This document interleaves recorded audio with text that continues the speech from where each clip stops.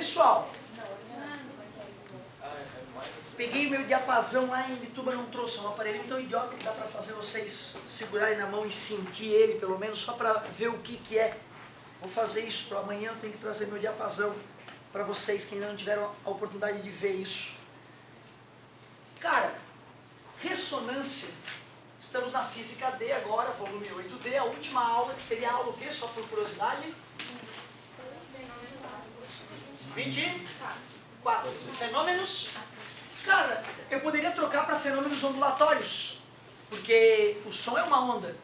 Então a ressonância, que é o primeiro fenômeno que a apostila traz para a gente discutir, pode ocorrer com ondas eletromagnéticas também.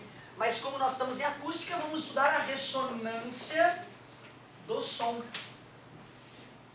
Ressonância, cara, eu já falei com isso, provavelmente. Lembra do balanço? Se tu empurra a criança no ritmo certo, o balanço vai cada vez mais alto. Mas se tu empurra no ritmo errado, tu pode fazer o balanço parar. As coisas estão vibrando o tempo inteiro, as cadeiras estão vibrando, seja as vazias, uma frequência um pouco maior, seja ocupada, uma frequência um pouco menor. Se eu pegasse uma onda mecânica, tipo som, com uma frequência que coincidisse com a frequência de um dos objetos aqui nessa sala, nós perceberíamos que o objeto começaria a vibrar, poderia até causar um susto. Muitas pessoas já devem ter tomado susto com isso e nem perceberam o que estava acontecendo. Tem um copo na cozinha, e de repente o copo começa a vibrar e dá uma caminhada. Meu, tu pega o crédulo? Se benze. Ele nem percebeu que na verdade foi o ônibus que passou na rua lateral e fez o chão vibrar com a frequência natural do copo. O copo entrou em ressonância e deu uma vibradinha. Com certeza não foram as almas penadas que fizeram o copo vibrar. Ressonância foi o fenômeno que aconteceu. Cara, a ressonância do som tem exemplos muito interessantes. Dizem que o Pavarotti adorava receber as pessoas na casa dele. Tu imagina um cara que é mundialmente famoso, né? Um cara que tem grana. Se eu gosto de receber as pessoas bem na minha casa, tu imagina um cara que pode realmente. Meu Deus, ele quer se exibir. Ele vai lá e, por favor, traga uns cristais. E ele vai lá e plá, esses cristais começam a estourar por ressonância. Então tu vê, né, cara, tem cara que é tão habilidoso que ele consegue descobrir a frequência da voz certinho, vai olhando a taça, vai vendo ela vibrar cada vez mais e acha a maneira perfeita de fazer ela entrar em ressonância com o ar e bum, estourar, certo? Então isso é possível, existe isso, essa possibilidade, certo? Claro, no laboratório tu faz isso com uma caixa de som, fazer isso com a própria voz já é uma doença. De repente não é a troco de nada que a carreira dele não foi tão longa, ele teve problemas, né, de voz, como a maioria dos caras que exageram um pouco, como o retardado que vos fala. Ressonância. Ressonância é o fenômeno que ocorre quando um objeto é atingido por uma onda com a frequência muito próxima ou igual à frequência natural de vibração desse objeto. Consequentemente, o objeto começa a vibrar cada vez mais forte, mais intensamente. No caso da acústica, a ressonância ocorre no violão bem afinado. No violão bem afinado, se tu toca a corda mais grossa, que a gente chama de misão, se tu observa a corda mais fina, que é o mizinho, a sexta cordinha, e aí tu vê que ao tocar a corda grossa, a corda fina vibra sozinha, sem ter sido tocada. Isso é porque ela entrou em ressonância com a corda que vibrou. A ressonância ela pode ser muito boa, mas ela pode ser muito ruim. Existem casos de aviões caírem por entrar pelo motor, entrar em ressonância com a fuselagem e o avião começar a se desmanchar no ar. No ônibus, quando a gente para no ponto de ônibus para buscar alguém, tu deve perceber que o ônibus fica vibrando mais, né? Aí o motorista acelera o motor, a vibração diminui. Estranho, né? A frequência do motor aumentou e o ônibus começou a sacudir menos. Isso é porque antes estava em ressonância. Quando eu aumentei a frequência do motor, não ocorreu mais a ressonância, o ônibus começa a vibrar menos. Já perceberam esse fenômeno ocorrendo?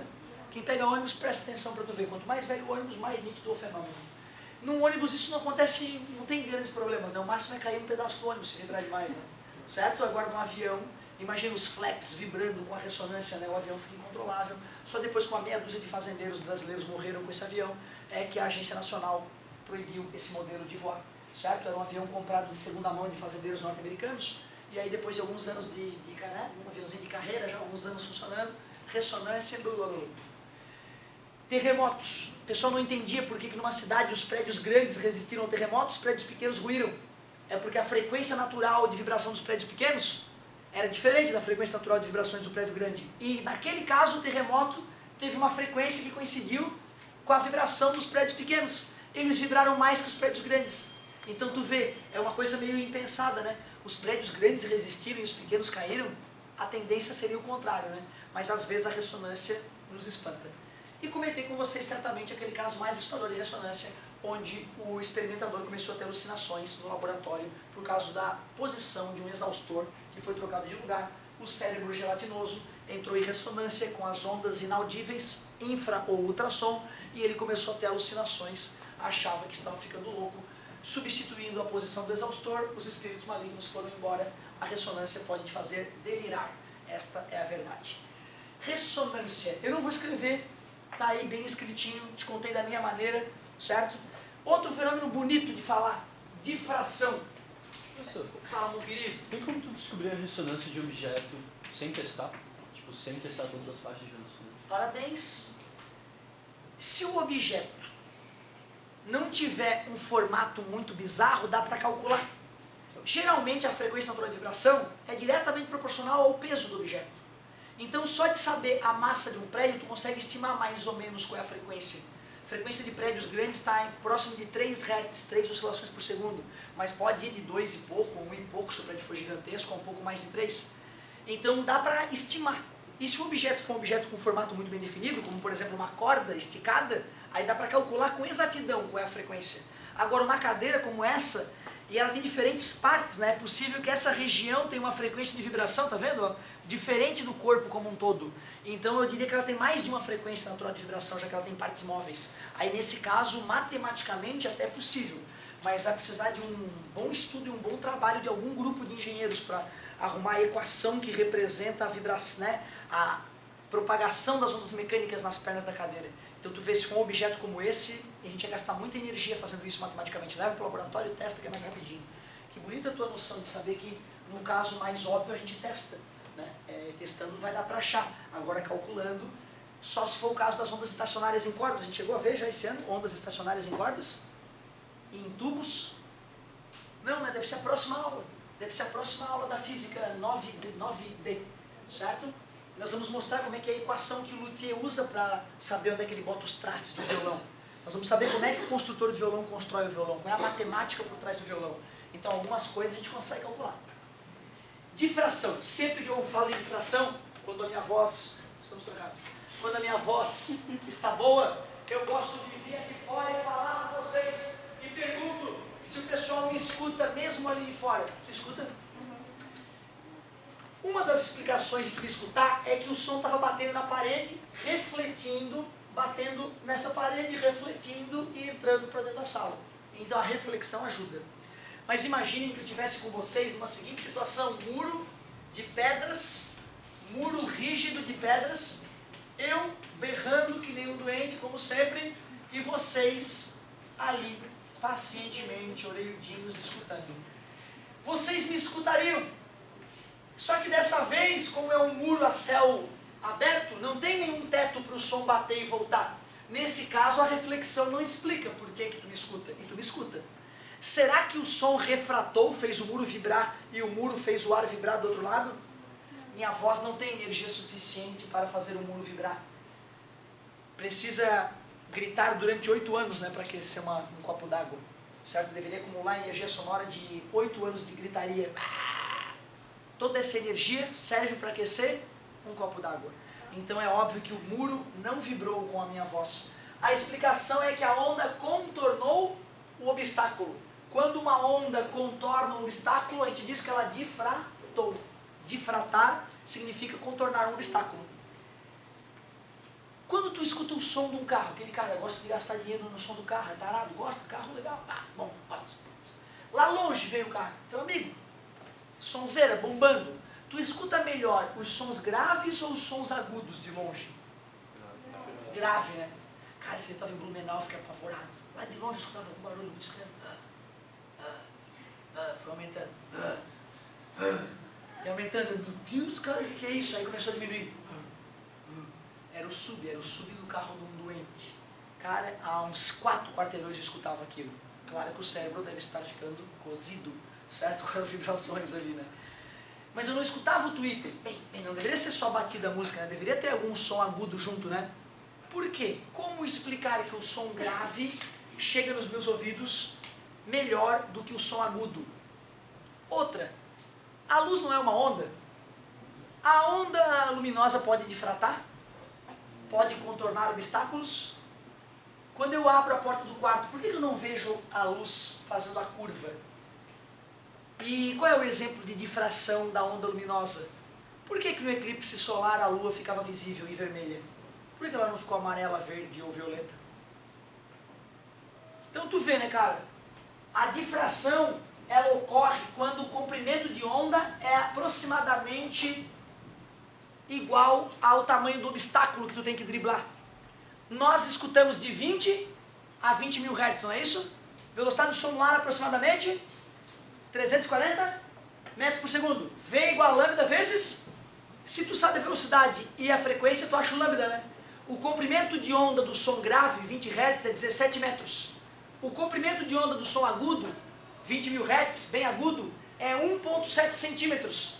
Quer dizer que o som agudo só consegue contornar obstáculos pequenos e o som grave consegue contornar obstáculos grandes. Por isso que o apito do navio é para poder contornar as ondas que são grandes às vezes no mar. Tranquilo até agora? Alguém lembra qual é o comprimento de onda da luz visível? É um número que eu decorei só porque é um número bonito, é um número cabalístico. O comprimento da luz amarela esverdeada, que é justamente o comprimento de onda mediano que a gente enxerga, é 555 nanômetro. O que é aquele N mesmo? 10 na menos? 9, né? Micro, 10 na menos 6. Nano, 10 na menos 9. Cara, o comprimento de onda da luz é nanométrico. Nanométrico é comprimento de molécula. Quer dizer que a luz só difrataria nitidamente em coisas do tamanho de moléculas, coisas nanométricas. Lembra que eu já falei, ou talvez, de uma mancha que a gente tem nos olhos? Quando a gente mexe os olhos, tem umas manchinhas que se mexem junto com o olho. Já percebeu isso? Não é mancha de defeito de visão. Eu olho para a parede, por exemplo, e mexo o meu olho, eu vejo umas manchinhas muito tênues se mexendo junto com o olho.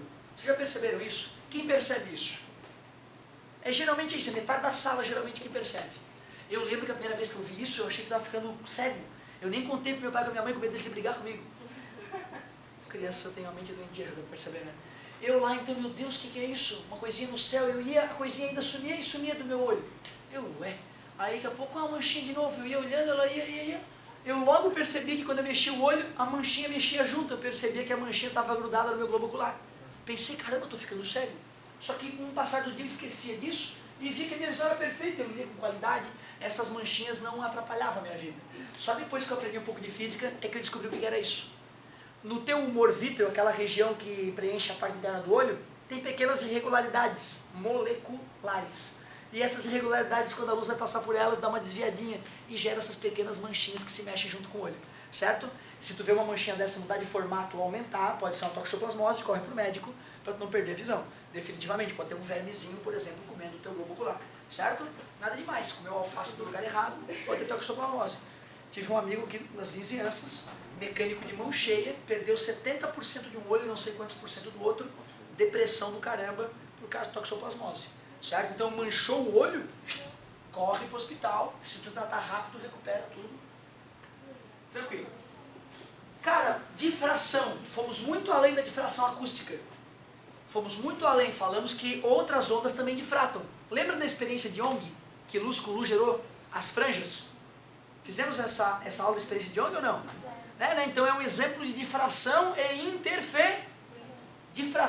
interferência. A luz difratava nas fendas e interferia construtivamente ou destrutivamente. Luz com luz podia dar luz mais forte ainda ou escuridão.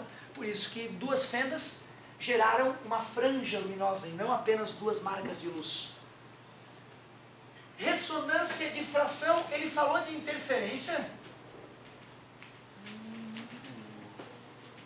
Ele falou de interferência? Quando a gente fala de interferência, a gente comenta algumas coisas na interferência sonora, né? Estamos em acústica. Nós já vimos que crista com crista dá uma crista maior ainda, interferência construtiva. Vale com vale dá um vale mais profundo ainda, interferência construtiva, crista com vale, subtrai, interferência destrutiva. Se vale e crista tiverem a mesma amplitude, interferência totalmente destrutiva. Naquele ponto a onda se anula, mas depois elas continuam a sua vida. Princípio da superposição. O som, cara, imagina duas pessoas com o violão afinado idêntico, perfeitinho, tocam a mesma corda na mesma hora. Eles vão gerar ondas idênticas. Esses dois sons vão se propagar no ar como se fosse um único som. Isso é um tipo de interferência. Essa interferência de duas ondas idênticas, que gera uma sensação de ser uma única onda, é chamada de uníssono. Nome justo, né? Um som, uníssono. Porém, se um dos violões estiver desafinado, quando tu tocar as duas cordas ao mesmo tempo, tu vai perceber, aliás, não sei se vai perceber, eu demorei 2 meses para perceber. Eu jamais vou me esquecer, né? Fui na primeira aula de violão, comprei um violão lá de 50 pila, um tonante de 5ª categoria, levei para casa desafinado, nada acontecia, eu batia nas cordas, elas não falavam nada, coisa terrível. Aí alguém, eu acho que afinou o violão para mim, comprei diapasão e tal, mas eu não conseguia afinar. Então, aí eu acho que alguém um dia afinou o violão, aí saiu alguma coisa assim, mas muito estranha, né? Alguma coisa, não música, tá gente? Barulhos, assim. E aí um dia eu assim, não, vou contratar um cara para me dar uma aula de violão, né, cara? Contratei um gurizão da UDESC, cabeludão lá. Cheguei lá para fazer aula particular, ele tentou me ensinar a afinar o violão. Pegou o diapasão, pegou o violão dele, que obviamente deveria estar muito bem afinado, e me mostrou que tocando o diapasão, batendo o diapasão no joelho ou numa superfície dura, e encostando o diapasão no braço do violão, diapasão é um instrumento que eu vou trazer amanhã para vocês. Ele tem mais ou menos essa cara, é uma haste de metal em U, com uma outra hastezinha, uma bolinha embaixo. Tu segura, está escrito aqui nele, Lá. Está escrito Lá não, Lá. E está escrito 440 Hz. Quer dizer que a frequência natural de vibração daquele corpo é 440 Hz. Bate no joelho, ele faz um barulhinho quase inaudível. Tem que botar próximo da orelha para poder escutar. Só que se tu bota no braço, no corpo do violão, entra em Ré, Sol. E o violão vibra como se tu fosse um todo. Aí tu pega a 5ª corda do violão, bota o dedo não muito forte no 5º trastezinho de metal e dá uma tocada diferente na corda. Ela, teoricamente, vai ter que emitir o mesmo som. E se eu fizer isso, então, no violão afinado, o que eu escuto? Uníssono. Porque o som do diapasão tem exatamente a mesma frequência do som da corda. E o guri falou, ó, tum, tum, ó. Tá escutando? Uníssono. Eu, sim. Legal. Aí ele disse, não, ó, vou desafinar pra tu ver. Aí ele pegou aquela, né, qual é o nome daquilo? A tarraxinha e apertou ou afrouxou um pouquinho a corda. E na esperança de que eu fosse escutar alguma coisa, percutiu no joelho o diapasão, percutiu a corda do jeito especial e ele, ó, tá escutando? Tá escutando o batimento? Eu, cara, não. Falei pra ele, não tô. Ele falou, pô, cara, ó o batimento. E ele fazia assim pra mim, ó. Tu não tá escutando, ó? Eu, cara, mesma coisa de antes. Ó, vou afinar. Vê como o batimento some.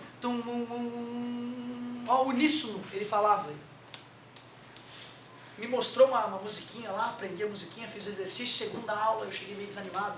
Porra, cara, toca um Vilas Lobos aí. Aí eu fiquei babando, o cara esmerilhando o violão. Vilas Lobos, música clássica. Aí larguei o violão. Cara, meses depois, tentando, comprei o diapasão, bati no meu joelho, e um dia vai vir. Procurando, nada. E um dia veio, cara. Eu lembro como se fosse jogando. Eu o quê? Não acredito, meu primeiro batimento, escutei. Tu vê que ouvido bom que esse animal tem pra música. Tem criança que nasce percebendo já, né, que um som e outro são próximos ou são diferentes. Nunca ninguém ensinou, são parecidos, tem bateria igualzinho o somzinho. Sai batendo nas coisas, fazendo música. Né? O animal aqui demorou meses para escutar o batimento. O que é o batimento, então? Batimento é uma batidinha, uma oscilaçãozinha que aparece entre dois sons que têm frequência muito próxima. E é bem isso mesmo. Quem afina o violão percebe que fica... Aí quando para essa vibração, ocorreu o uníssono, um som só. Quando a gente vai calcular a frequência desse batimento, é só pegar a frequência de uma das ondas e diminuir da frequência da outra. Eu só estou preocupado com o módulo disso. Porém, quando tem duas ondas interagindo, outra coisa que eles podem nos perguntar é a frequência resultante. A frequência resultante já não é a frequência do batimento. A frequência resultante é a média das frequências. Então vamos supor, meu diapasão gera 440. Se eu estou com a corda desafinada e ela está gerando 400 Hz, qual seria a frequência do batimento? 40. E qual seria a frequência resultante? Caso eu pegasse um frequencímetro e medisse a frequência do som ambiente, enquanto o diapasão e o violão estavam sendo percutidos concomitantemente. 420, a média entre 440 e 400. Soma e divide por 2, 420. Então tu vê, não tem nada demais nessa parte. Nada demais. Interferência sonora, a gente fala de uníssono e batimento. Ao calcular a frequência dessa interferência, pode ser a frequência resultante ou a frequência do batimento. Duas coisas a calcular. Depois ele ainda fala de timbre. Ele fala de timbre? Já tínhamos falado de timbre, então? Comentei com vocês que era timbre, o que nos permite reconhecer o som, certo? O formato, né, com que a onda vibra. Beleza. Nessa aula ainda falta falar, então, da refração, certo? Último comentáriozinho, então, sobre a refração. Nós já falamos de refração da luz, certo? Né? Refração da luz a gente já estudou, né? No final do ano passado, muito rapidamente, e um pouco mais esse ano. Vamos revisar algumas coisas sobre a luz, que eu acho que vai me ajudar a entender um pouco a refração do som. Quando a gente estudou a refração da luz, tinham duas leis. Meio transparente A, meio transparente B, superfície de separação, reta, raio índice, raio refra, ângulo de refração. Primeira lei da refração. Primeira lei da refração, o raio incidente, o raio refratado e a reta normal são coplanares. O que significa? Estão no mesmo? Segunda lei da refração, lei de Descartes. N de vezes seno de chegada igual N de vezes seno de... Só que o N é índice de refra, que é a velocidade da luz no vácuo, dividido pela velocidade da luz no meio que estamos estudando. Refração é mudar de meio de propagação. Geralmente associado a um desvio, mas nem sempre desvia. Quando o ângulo de incidência é zero, o ângulo de refração é quanto? Zero, passa reto, né? Aí não refratou, professor. Refratou, por exemplo, poderia ter ido do ar para a água. A velocidade aumentou ou diminuiu? Quando o ângulo diminui, a velocidade diminui. Essa equação não vale para o som. Será que faz sentido calcular o índice de refração do som? Dividir a velocidade da luz no vácuo, que é uma onda eletromagnética, pela velocidade do som, que é uma onda mecânica. Não faz sentido. Vamos ter que melhorar essa fórmula. N de chegada, seno de chegada, N de saída, seno de saída, refração da luz. Mas nós vamos deixar essa fórmula ultra, mega power plus poderosa. É possível que a gente já tenha feito antes, mas é uma revisão. Está dividindo, está multiplicando, passa. Então eu poderia dizer que NA sobre NB é igual a seno de R sobre seno de aceitável, gente. Não mudei nada, né? Só fiz a multiplicação, aliás, só passei o seno dividindo e o NB dividindo, né? Matemática básica, nada demais. Mas pensa comigo, se N, índice de refração, é C sobre V, o que é NA dividido por NB? NA seria C sobre VA dividido por C sobre VB. Divisão de fração é a primeira, corta o Czinho. Quer dizer que NA sobre NB é o mesmo que VB sobre VA. Já modifiquei a fórmula. Antes só servia para luz, agora serve para qualquer onda. Serve para qualquer onda. O que é de uma onda que nunca muda? Qual é a carteira de identidade de uma onda? A frequência de uma onda nunca muda, desde que ela foi gerada até que ela morre, até que ela foi absorvida. Se a frequência de uma onda é constante, e tu conhece a equação fundamental das ondas, eu posso dizer que a frequência no meio A é igual à frequência no meio B. Isola a frequência lá no vejo com uma lambda fácil, fica como? V sobre lambda A é igual V sobre lambda B. Mas eu tenho VB sobre VA. Vou passar o VA dividindo, vou passar o lambda B multiplicando. Fica que lambda B sobre lambda A é igual a VB sobre VA. Quer dizer que VB sobre VA eu posso igualar a lambda B? Cara, a fórmula era bobinha, só servia para luz. Agora ela virou um monstro estraçalhador de questões de refração. Quantas equações tu enxerga ali? Quantas equações tu enxerga ali?